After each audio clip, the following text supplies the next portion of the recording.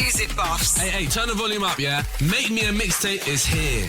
I'm Jordan Stevens. I'm Clara Amfo, and this is our brand new weekly music show. You pick a theme. We select the tunes. And we battle it out to create the ultimate playlist just for you.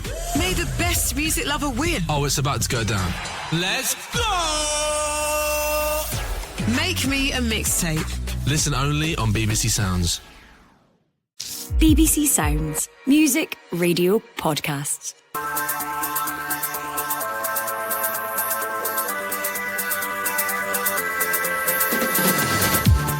Hello there, I'm Alasdair Lamont and this is the Scottish Football Podcast, keeping you up to speed with everything you need to know about the national game. The league action's back underway and we're here with the final word on an eventful opening weekend. Diogo looking for that finish, pushed away, chance! Anthony Ralston has the big smile as Celtic hit 4 on opening day. Celtic pick up where they left off with a comfortable win over Kilmarnock. But what did we learn from their dominant performance? Also, the Dundee Derby is back. Trapanovsky, goal! United lead the Derby on match day 1! We reflect on an absolute belter at Tannadice. And we have the first managerial casualty of the season. It's my understanding that Raith Rovers have parted company this morning with Ian Murray. We've only just finished the first match day, but already one manager's been sacked and more are under pressure. The Scottish Football Podcast from BBC Sports Scotland. Well, as we record, it is the evening of Sunday the 4th of August. I've just dashed back from Celtic Park, but you'll be hearing this on Monday morning at the earliest. There's lots to discuss with my guests Aiden McGeady and Kevin Thomson. I will also be hearing from the writer Neil Forsyth about the Dundee Derby. First though, from the two guys who are with me just now, I just want to ask for a quick highlight of the Scottish football weekend. Aiden, we'll start with you. I'll probably say that the return of the Dundee Derby was a really exciting game to watch. I mean, there's been a lot of games this weekend, a lot of good football played, but the Dundee Derby was a really entertaining game for a neutral. Obviously, I'm a neutral, so both teams, I mean, I was expecting Dundee to win that game, considering the finish they had last season. Dundee United have obviously added to the squad, but really entertaining game, end to end. Difficult to say either team really had control of the game, but really entertaining game and great advert for, especially Dundee United coming straight back up from the Championship. And Dundee, maintaining that good form that they had last season. Good. What about you, Kevin? Certainly not a highlight for me personally, but obviously St Mirren today were, you have to say, off the back of a European game, the travelling support for the Highbees. Dave's obviously first game in charge, but competitive one obviously in the Premier League. It was fair play to Stephen Robinson and Dermot. They've done a brilliant job there at St Mirren, and what a way to kick off the season. Yeah, no, 100% agree. But let's start the main focus of our discussion at Tannadice. The eagerly anticipated return, as Aiden has touched on, of the Dundee Derby. It didn't disappoint, finishing 2 each. We'll discuss the match in a moment, but we've got a former Dundee captain here in the shape of Kevin Thomson. So for a bit of balance, Andrew Petrie caught up with the writer and Dundee United superfan Neil Forsyth shortly after the match. He's the man behind the TV shows Guilt, The Gold and Bob Servant, to name but a few of his credits, so I'm sure he appreciated a drama-filled afternoon of action. Neil, I believe you were at the game today. What did you make of it and what was the atmosphere like? Well, first and foremost, Andrew, what a brilliant thing to have the Dundee Derby back. It was fantastic, great kind of spectacle, great atmosphere and good intensity, but it's obviously, I'm somewhat biased, but I think it's the best derby in Scotland and it's great to have it back. Sold out crowd at Tannadice and yeah, absolutely loved it. And what about that for an introduction back to the top flight, a 2-2 draw? It probably couldn't have been scripted better, obviously. You're a writer. How would you have scripted it? Obviously a Dundee United win in the end, I imagine. Yeah, I'd have probably got O'Dada to get his header in the 90th minute if I was writing the script. Babunski fires it forward to Moult. He's got O'Dada and he's got Van der Sande in the box. O'Dada's header and he puts it high and wide. It was Moult's ball in.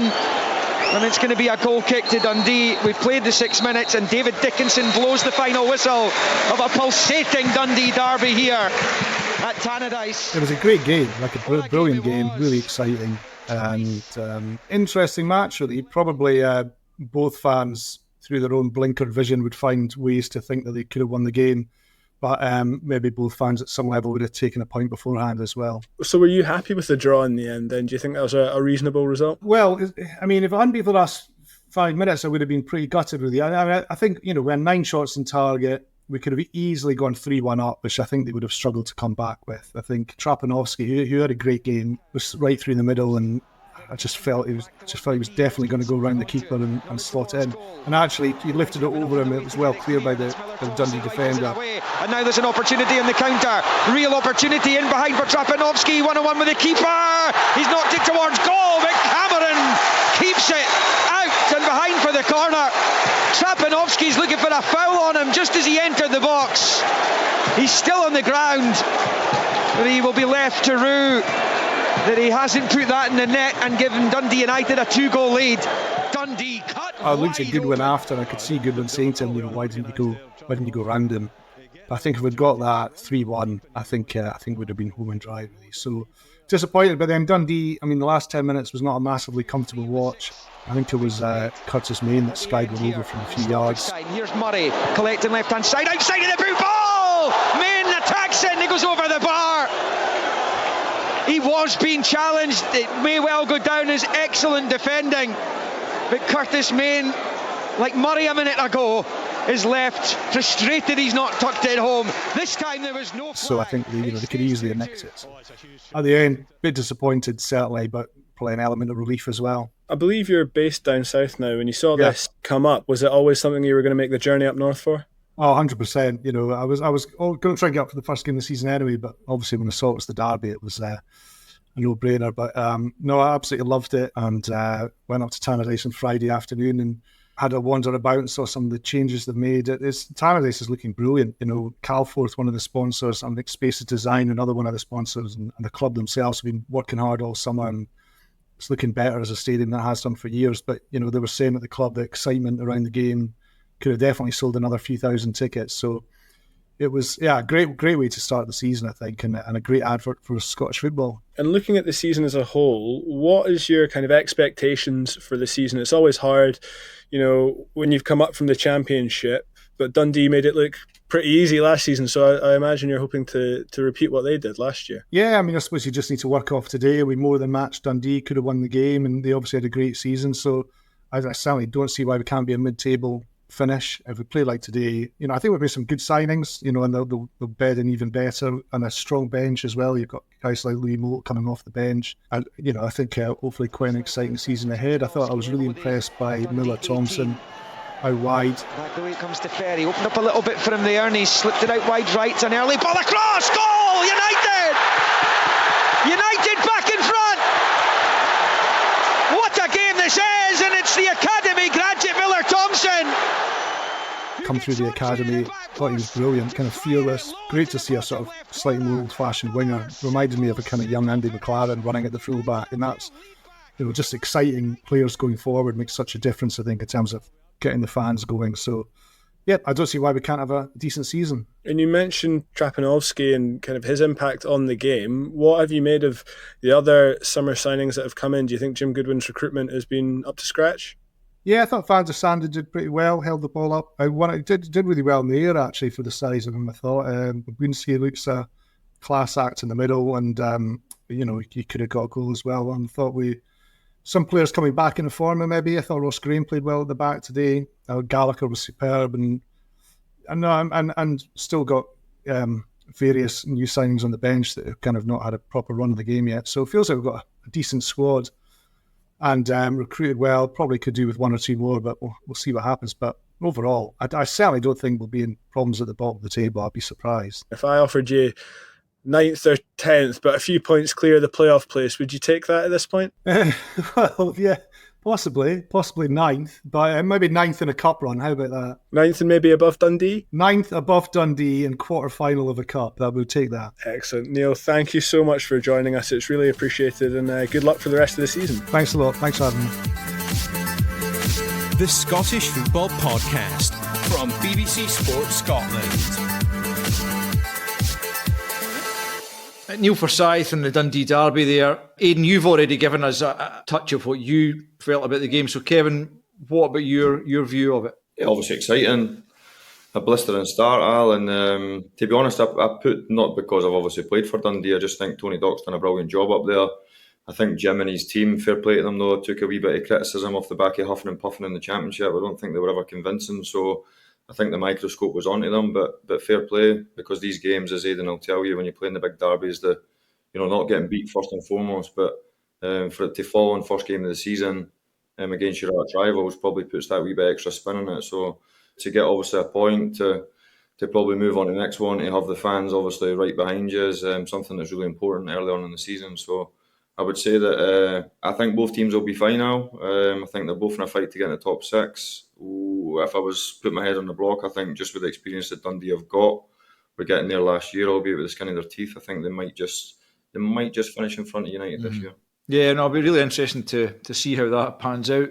Aiden, how do you think United will do back in the top flight? They brought in a number of players who it will take us a while to really get to know what their qualities are. Trapanovsky and Babunski, I think, were a couple who impressed today. But of course, they've also got a fair share of young guys who they've given their chance to as well. Yeah, he's blended a lot of young players, a lot of youth players with some kind of players who've been there from before, from last season, and some new signings. I think we played them a few weeks ago. Wasn't entirely convinced, and even last season, to be honest, when we played against them, I think they beat us pretty much every game we played them. But for the squad that they had in the Championship, like Kevin said, I don't think they were convincing at all. So there's question marks over, especially the style of football and the fact that they didn't run away with that league, considering the budget they had. But time will tell, I think, but it's a very good start for them today. I think coming up against a strong Dundee team, especially, like I said, the season that they had last season, they've got a lot of very good players. But like Kevin touched on there, I think I would pick Dundee to be finishing probably top 6. Dundee United, I would probably be thinking they'd be moving more to the bottom end of the table, just based on what I've seen last season. But time will tell, I think, and how their season unfolds and how they can gel together as a squad and how quick that can happen. Let's move on to Sunday's other games then. And Kevin just mentioned it there. Celtic 4, Kilmarnock 0. Aiden, it was a pretty routine victory for the champions, but they were impressive, weren't they? Yeah, it's true. For the first 5 minutes of the game, they were totally dominant and never wavered from that. And the stats at the end of the game, I think Celtic had 82% possession. Routine, totally dominant display. Carried on, I think, from where they started in pre-season. A lot of really good performances pre-season, and you never get carried away with games in pre-season because it's not competitive football. But they've taken that form into the first game, and that's all we can hope for as a fan. And like I said earlier on when I was speaking to you just off air, that the league doesn't really worry me about Celtic. I expect Celtic to beat Kilmarnock at home 3-4-5 now. Not that it's going to happen every single time, but the onus on Celtic this season, I think, is to take that form to the Champions League. I think you would still be hoping for a few additions in terms of the transfer market, but Celtic are in a really good place just now. But it's just about, I think, every fan will want to see that form replicated in Europe and actually go that next step and not just be part of it in Europe and actually compete. I said something about that in commentary, Kevin, that for opposition fans, for opposition players, Aiden's point there about the fact that Celtic probably will add 2 or 3, you would imagine, really decent quality players before the end of the window. And based on today's experience, that's pretty ominous for the rest of the league, isn't it? I think if there was ever a chance to beat them, it would have been last year. I think there was... listen, Brendan's a wonderful manager, there's no doubt about it, and they've consistently won trophy after trophy after trophy, so it almost feels disrespectful to knock them, but I think anyone would be able to tell you, and Aiden probably vouch for that they weren't at their brilliant best last year by any stretch of imagination, but they still got over the line.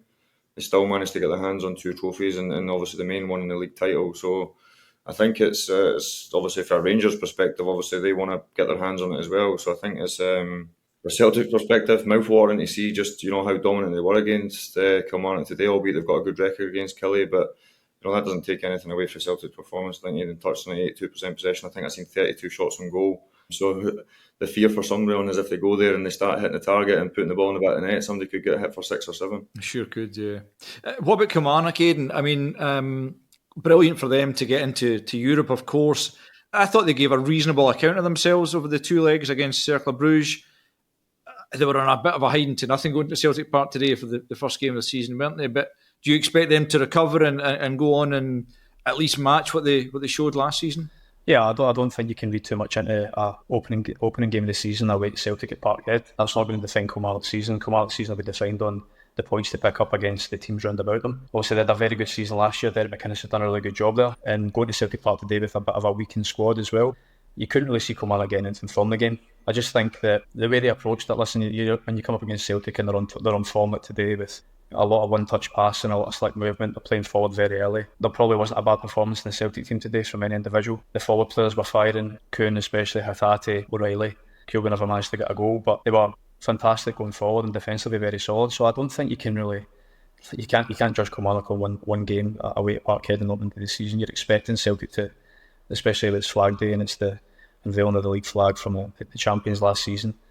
It's a great occasion, and you're never going to expect anything from Kilmarnock, I don't think. So I think it's two tough games in Europe, and it was a great achievement. I think that they actually managed to get the club into Europe. Just think that he's a very, very proven SPL manager, Derek McInnes, and I think his team will, again this season, I'd be very surprised if they're not there and thereabouts in the European spots again. Also on Sunday, the other European representative, St Mirren, beat Hibs 3-0 at home. It's another fabulous result, you'd have to say, for St Mirren after their 4-1 win over Valur on Thursday. I'll come to that though in a second, because Kevin, it's not a great start for Hibs. I mean, it's obviously going to be tricky. It's not an easy game by any stretch, but to go and lose 3-0 in your first Premiership game for David Gray, it's far from the way he wanted to start. Yeah, I'd done a review on Friday night, Al, and I said that this game, albeit an isolated one, it is just the first game of the season. It would be a good yardstick for them, really, with St Mirren. I think Stephen Robertson and Dermot have done a brilliant job there. I think they've evolved as well. They were really counter-attacky. They were, sit behind the ball, attack really quickly, and I think they've evolved. I think that when you look at their stats, they have more of the ball. They're more forthcoming and wanting to have the ball rather than kind of surrender it, which was probably catalyst for a lot of the success when they first went in there. So they're evolving all the time. They're constantly trying to get better players, and I think a lot of people take their eye off the ball a wee bit when it comes to teams, and I'm being really respectful to St Mirren, but normally when you get a good one, somebody comes and steals them. So these managers that are doing a brilliant job and punching above their weight and getting into the top six, getting into Europe, the likelihood is they then create a good platform for their players to end up going elsewhere. So to continue to recruit the right players, to continue to have that consistency is fair play to them. For the Highbees perspective, I think it's just a disappointing day, really. The narrative, I suppose, has to change really quickly, whether it's for Dave or whether it's for the club. I think it's a sore one. I just listened to his post-match interview there, and you could see he was frustrated, you could see he was hurting, but the harsh reality is it's irrelevant if he's hurting. The players need to hurt, and they need to do it. Aiden, obviously, he's played for big clubs, but he'll tell you, playing for the Highbees, it's a brilliant club. There is an expectation there, and the Hibs fans won't settle for anything less than being up there on the coattails of the Jambos. And if they end up adrift quite quickly with back-to-back games coming up against Celtic, they could find themselves under pressure very quickly. Mm-hmm. This is the thing, Aiden. I spoke to David Gray before the Peterhead game last weekend, and there had been this chat from Bill Foley down at Bournemouth that the Hibs, the other people involved in the Hibs boardroom, hadn't been listening to his people, and they need to listen to him if they want things to go right. And I said to David Gray, if things go wrong like they did against Kelty, then that's the kind of chat that begins to come to the fore, and the best way to silence that is to go and win football matches.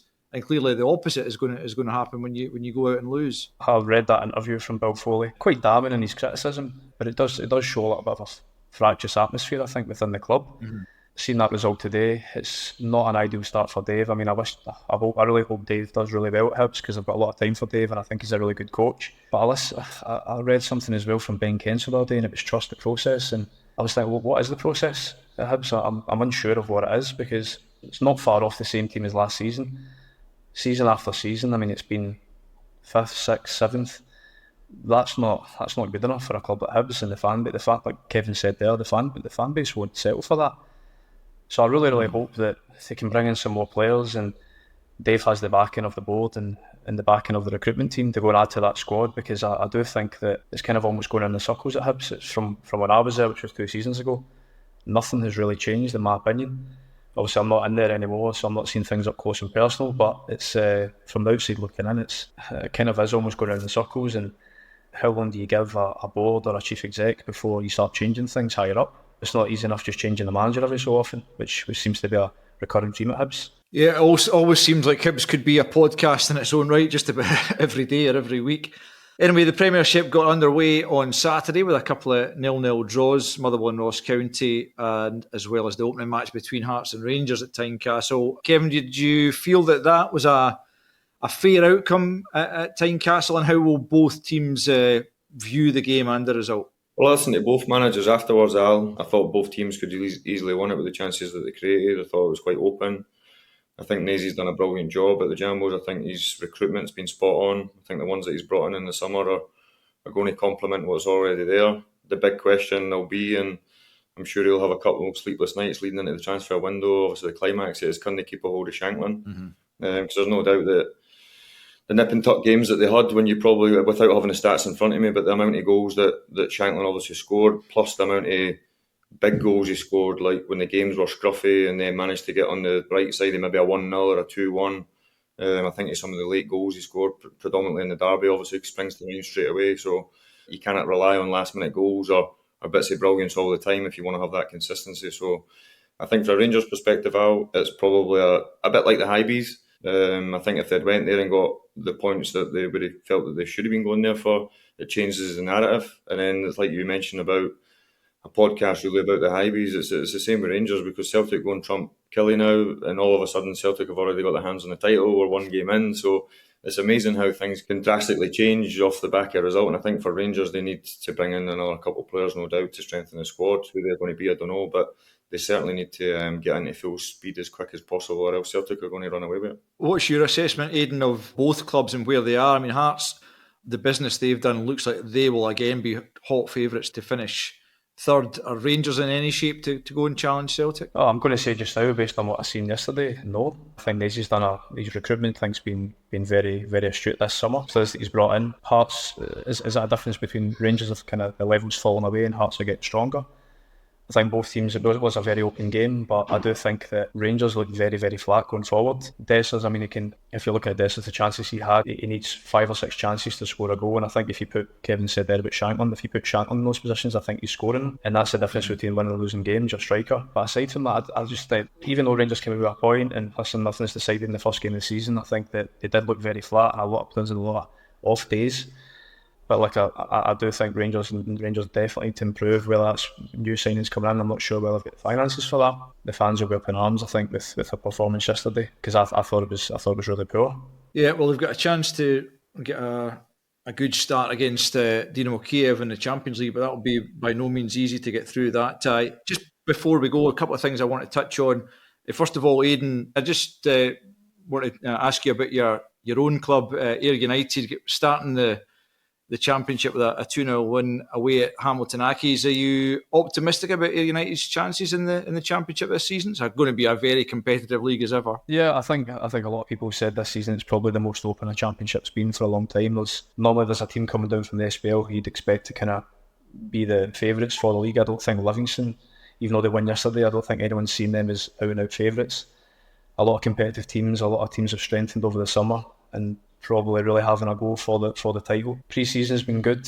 Listen, the manager's drilled into the team what he wants from them. The way he wants the team to play with and without the ball. Unfortunate not to go through in the League Cup, I think. We had a very strong group. But yesterday, the team carried on from where I left off in pre-season. Another good performance. I don't think there was too much in the game, if I'm being totally honest. But a clean sheet, 2 well-taken goals, and it's great to get off to a good start, at least 3 points, to kickstart your campaign. Yeah, very much so. For me, I have to say, a bizarre bit of news coming out though on Sunday. Raith Rovers sacking Ian Murray. Kevin, what was your own take on that? It was just my phone when it started to go hot out, to be honest. Obviously, loads of texts started to come through, but listen, obviously, first and foremost, really disappointed for Nid. Obviously, I know Ian Murray really well, played with him. Thought he'd done a terrific job last year. I think Aiden kind of just touched the narrative with the Championship. The teams are so close, and you can end up playing well and being on the wrong side of so many 50-50 games, and you can be a really good manager, you could have a really good squad, you could be brilliant on the grass, but the teams are so aligned in the Championship, all fighting for the same type of players.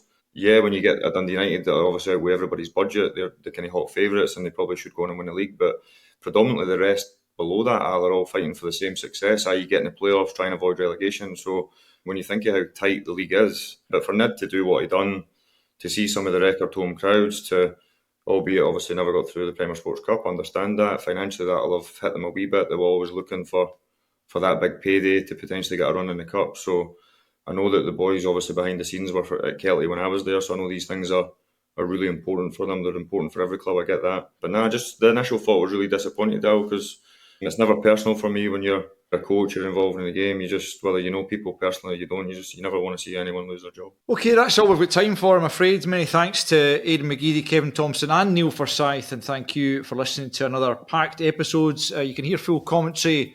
Well, Monday we've got St Johnstone against Aberdeen, the final game of the Premiership weekend. Dinamo Kiev against Rangers on BBC Radio Scotland Extra from 6 o'clock on Tuesday. And you can also see Aiden's Ayr United take on Airdrie in what should be an absolute cracker in the Championship on Friday evening. That match on BBC Scotland from 7:30. And of course, we'll be here with the Scottish Football Podcast every day. So to be alerted when new episodes are out, subscribe on BBC Sounds and have push notifications turned on in your phone settings. Bye for now. Just a quick reminder, the Behind the Goals podcast is available every Tuesday with me, Rachel Corsey, and me, Leanne Crichton. It's your one-stop shop for our take on everything that's happening in the world of football. Just head to BBC Sounds or wherever you get your podcasts and search for Behind the Goals.